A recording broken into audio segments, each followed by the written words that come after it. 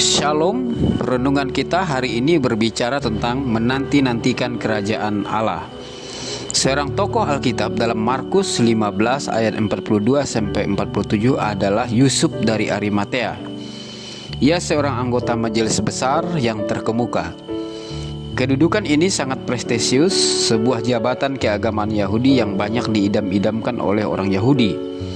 Tetapi pada zaman Tuhan Yesus, majelis ini tidak hanya mengurusi keagamaan bangsa Yahudi, tetapi juga masuk dalam ranah politik.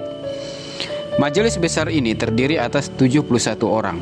Mereka berperan dalam penyalipan Tuhan Yesus, sebab mereka sangat dihormati dan perkataan mereka sangat ditaati oleh orang banyak. Ketika Yesus disalib dan mayatnya tergantung di atas kayu salib, semua orang tidak mau bertanggung jawab dengan mayat Tuhan Yesus. Wajar saja, sebab banyak yang mengalami ketakutan.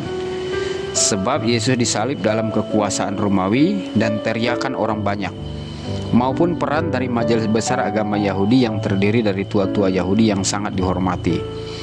Berbeda dengan Yusuf dari Arimatea, hatinya dijamah oleh Tuhan.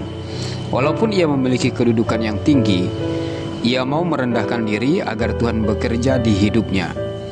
Jabatannya yang tinggi tidak membuatnya malu untuk merendahkan diri, bertanggung jawab menguburkan mayat Tuhan Yesus secara baik dan layak.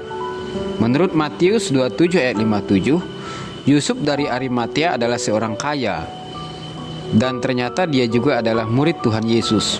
Menurut Yohanes 19 ayat 38, Yusuf dari Arimatea secara sembunyi-sembunyi menjadi murid Tuhan Yesus karena takut kepada orang-orang Yahudi.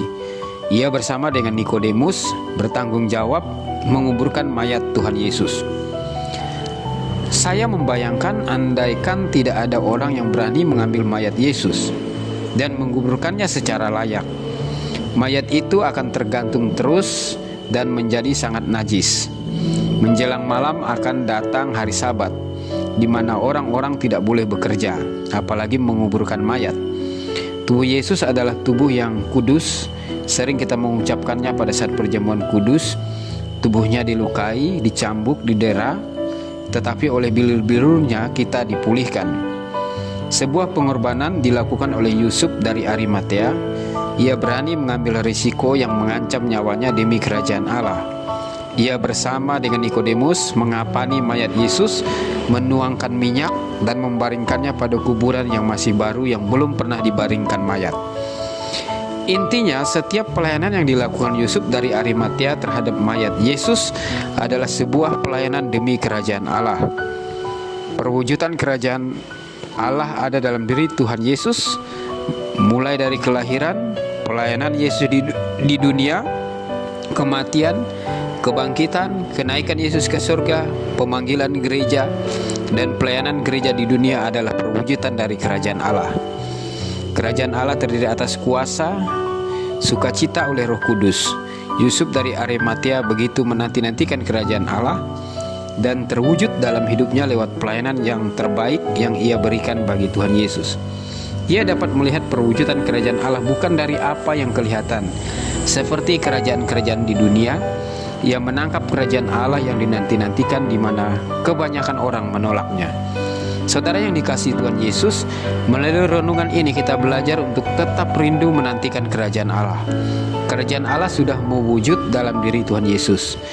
Gerejanya adalah perwujudan kerajaan Allah di dunia. Masihkah kita memiliki hasrat, kerinduan, dan semangat untuk melayani gereja Tuhan di dunia sampai kerajaan Allah benar-benar nyata melalui hidup kita yang terus disempurnakan oleh Tuhan Yesus sendiri sebagai perwujudan kerajaan Allah yang sejati. Amin.